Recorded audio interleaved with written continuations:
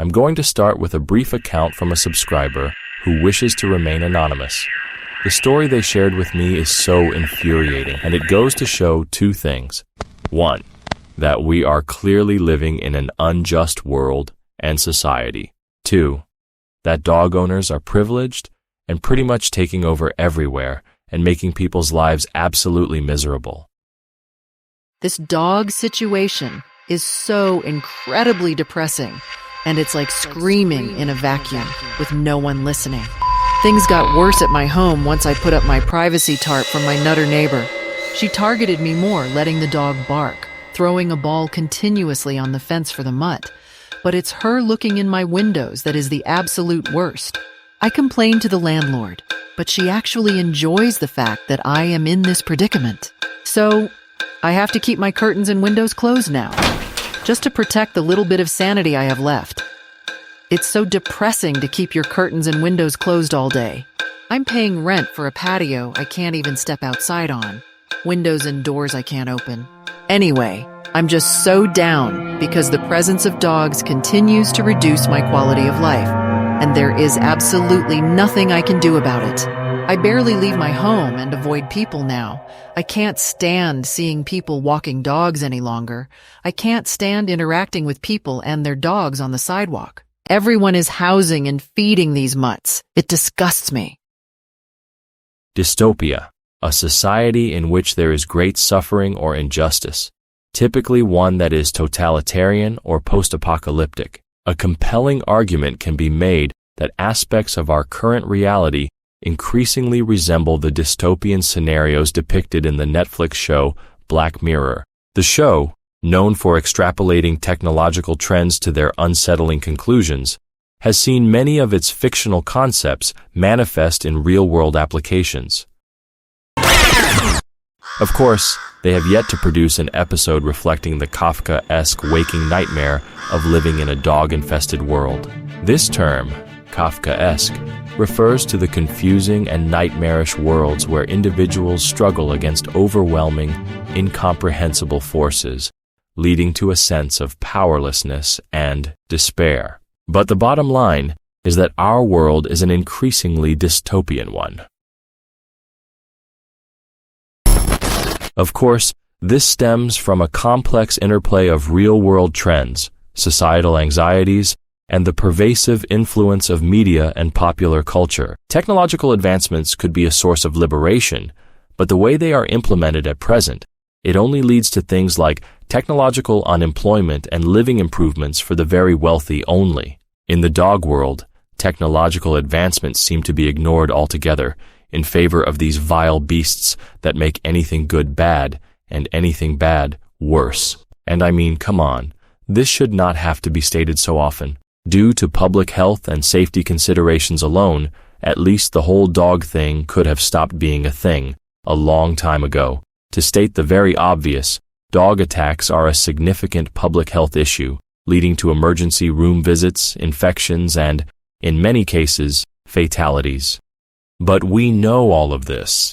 It is pretty obvious. We've been saying it. So why aren't things changing? At least not anytime soon.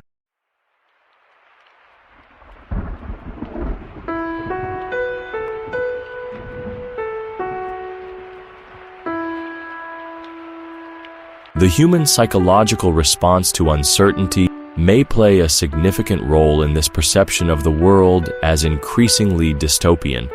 But I am claiming that we very much are in a real-world dystopia, and have been for an incredibly long time. I will even go so far as to say that for at least some percentage of people living, period, for all of human existence, reality itself was always a dystopia. But that's a philosophical, historical, and psychological tangent. It's kind of hard not to notice it, though, when even those creepy DARPA robots resemble dogs. And, of course, when I say it's kind of hard not to notice it, I'm referring to the fact that we live in a nightmarish, dystopian world, which at this point is overrun with dogs, and that is definitely part of the dystopia. As we speak, there are hundreds of millions of dogs living in homes and on the streets across the world. Nearly 1 billion of these beasts at this point. This overpopulation crisis is a man-made problem driven by several factors. Among them are things like unregulated breeding and an increasing commercial and social push for these vulgar creatures to be embraced by more and more people. And that's not nearly the end of it. Dogs are increasingly inescapable. They are being brought into every public space imaginable, not only under the guise of them being service animals, but in general, really. And by the way, I say unregulated breeding, and pro-dog sources will acknowledge that this is a thing. But dogs are an artificial species that doesn't need to exist, which enjoys a sort of unbridled proliferation it would never have accomplished had it been up to nature. Of course, dogs are a human-caused problem. If dog worshippers want to go on about how humans cause problems, and they no doubt do this to distract from dogs being an issue themselves, they should at least understand that dogs are themselves entirely man-made. Their presence is one of many things that's wrong with extant society. Going by the definition not made or caused by humankind, dogs are categorically unnatural. That's really more of an aside as well, but the point is that even those of us who never made the choice to be around dogs are continuously being forced to encounter them or interact with them in some way. I did want to talk a bit about this. The short I recently posted showing the dog that was found, literally in the lettuce, at a Wal-Mart in Durango. It did pretty well. But the vast majority of comments I received on that video after a while, although nauseatingly predictable at this point, are incredibly annoying and shockingly prevalent. I saw post after post dismissing this egregious public health violation as nothing to be concerned over. If they weren't bringing up supposedly legitimate service dogs, they were going on about how people should be washing their produce. Many were trying to say that this isn't the worst thing that could happen. My response to that last bit is, and that makes it acceptable how? Others were trying to talk about how bad they felt for the supposedly scared dog. All of these commenters, of course, completely missed the point of that video. And my response to all of that is, that's not an argument. The issue is that there's a dog inside a Wal-Mart, period. Because that alone should not be happening. This one actually got into some food, and there's no washing produce clean of that foulness. You would have to use a disinfectant chemical, which would obviously render the food inedible. I recently rewatched a video from Sheepy's Web called The Dog God. It's a very good one, and it got me to thinking. I also recently made a video where I spoke a bit about why it's probably going to be very difficult to convince the world to abandon this ridiculous dog push that's everywhere. Dog owners' fervent belief that their dogs are good is rooted in an unfortunately potent combination of human psychology, mass manipulation, and cultural reinforcement. Now let's briefly look at mass manipulation.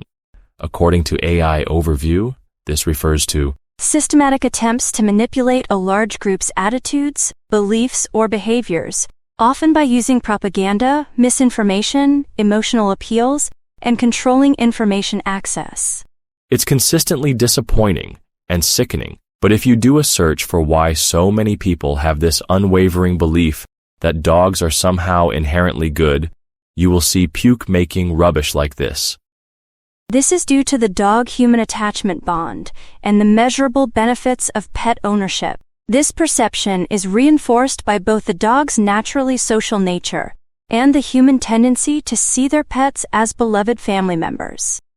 Belief can serve to provide a structured, orderly narrative for an otherwise random and unpredictable world.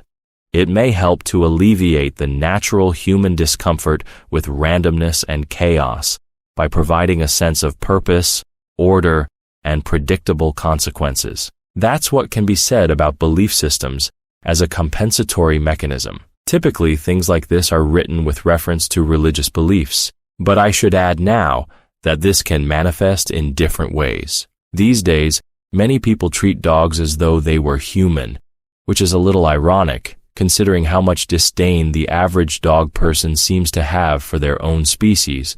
But actually, it goes even further than that, unfortunately. After all, many nutters these days treat dogs as though they are deities, as though they are something that cannot be questioned or criticized under any circumstances. If dogs could actually communicate, you can bet that these lunatics would be taking orders and decrees from these beasts. I've made this observation before as well, but dog nuttery is very much like a form of religious worship, albeit it does not have a spiritual component to it. I don't know if this will make sense to everyone who hears it, but what I'm trying to say is that these creatures seem to be revered and basically deified. However, dog ownership is really just a practice, and as an aside, it shouldn't be a thing at all, but if it's going to exist, it should be a private hobby. But it is a practice, and the presence of dogs has no actual spiritual significance. And of course, this is all part of the dystopian nature of this dog crisis we find ourselves in. A lot more can be said about belief as it relates to dog culture, and in all likelihood, I will expand on this idea further in a future installment. This Amazon driver was just trying to drop off a package, but as he opened the gate, two dogs came charging. He could have closed the gate, but the moment hit fast, and with all the tension, he just couldn't. One dog slipped through and came right at him.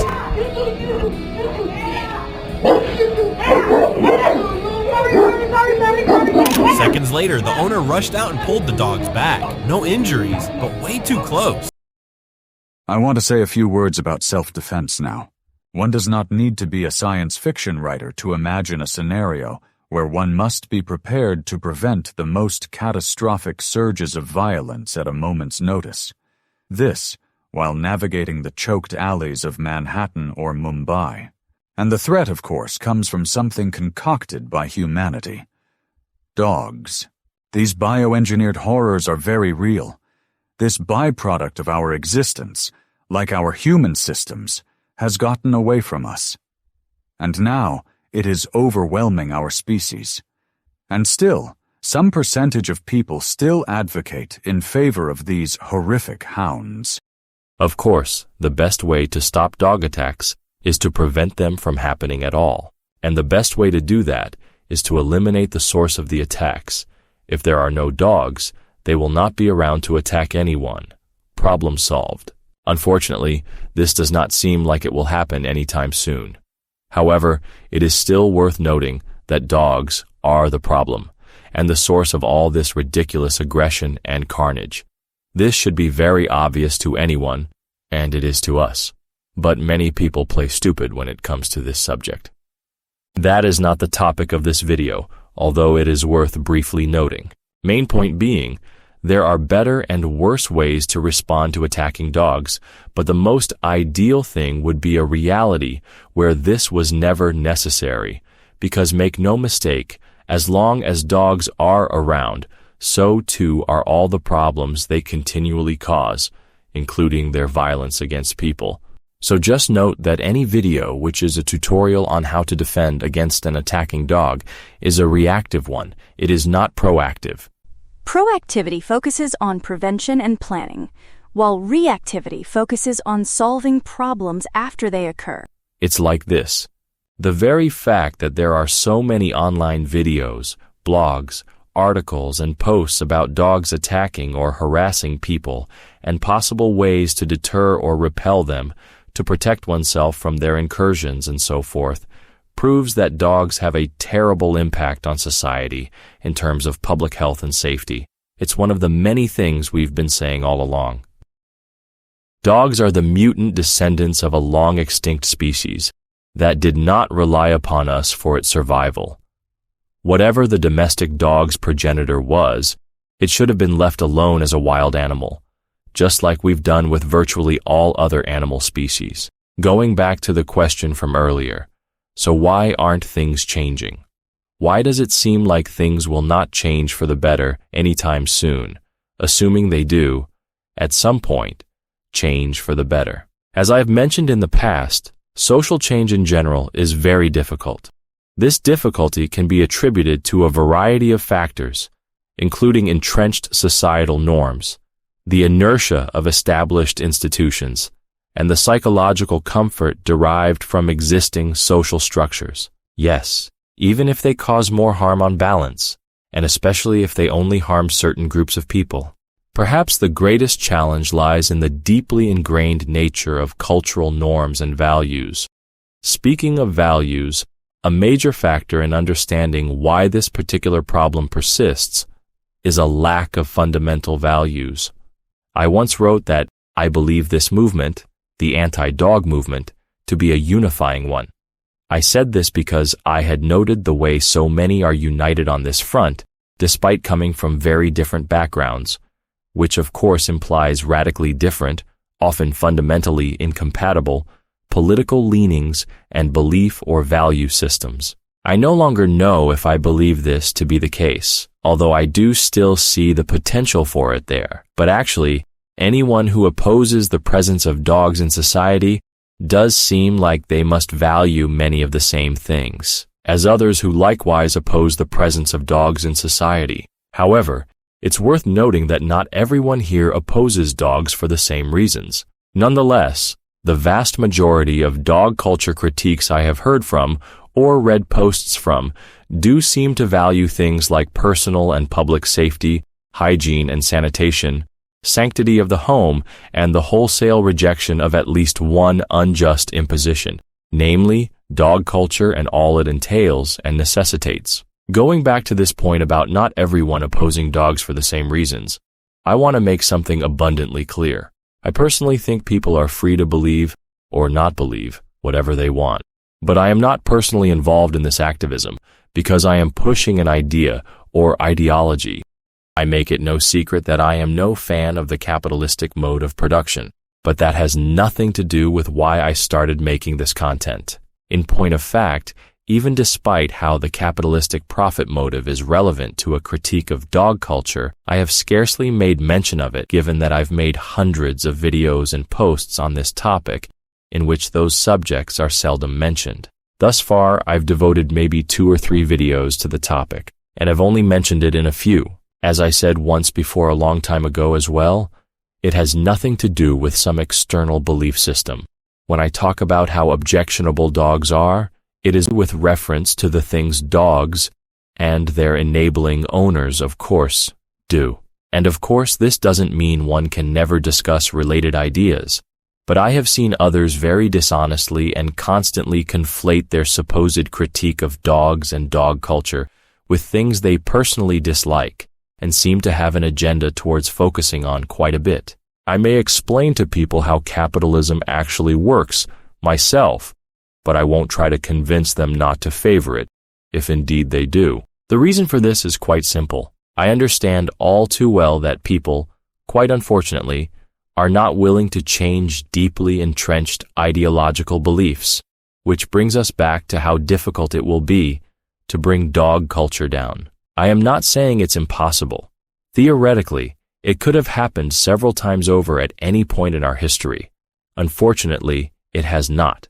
Because again, we're unfortunately dealing with human psychology and entrenched cultural and commercial norms.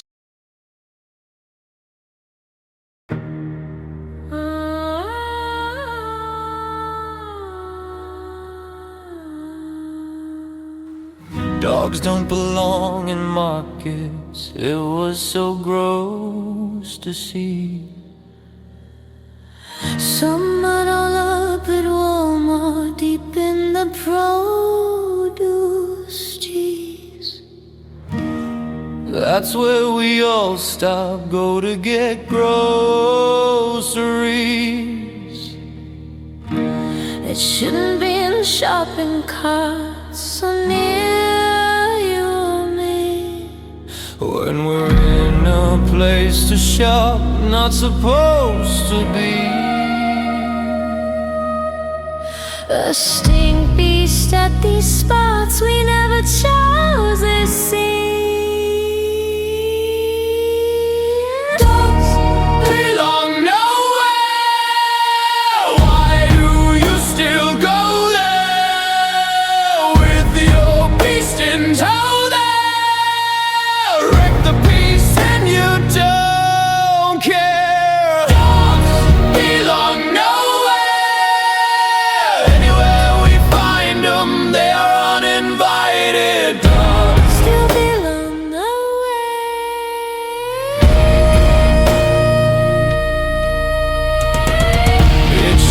never be inside stores or even by the doors. Like I said before, an eyesore should be extinct like dinosaurs. They sound and smell so noxious, yet people buy more. It's astounding how obnoxious, but we pay the price for. Their presence, they're unwelcome and quite warm. Played out and overpopulated, despise yours. Dogs belong nowhere.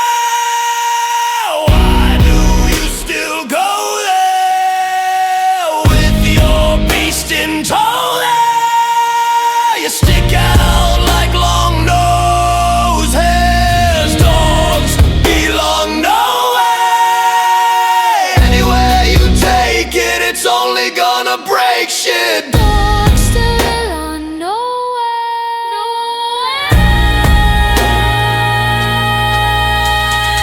Out of place in houses, Doubt them. yet they're replacing spouses. How and In all spaces, these hounds just now shit. in hallways all day now. Prowling, They've breached parks, beaches, far reaching. in each part or region. Dog seeping. We need to stop this infestation. Our peace is robbed, everything's been overtaken. Dogs belong nowhere. Why do you still go there with your beast in tow there? Wreck the peace and you don't care. Dogs belong nowhere. Any place you bring that, it'll always make it be bad. Dogs still belong nowhere.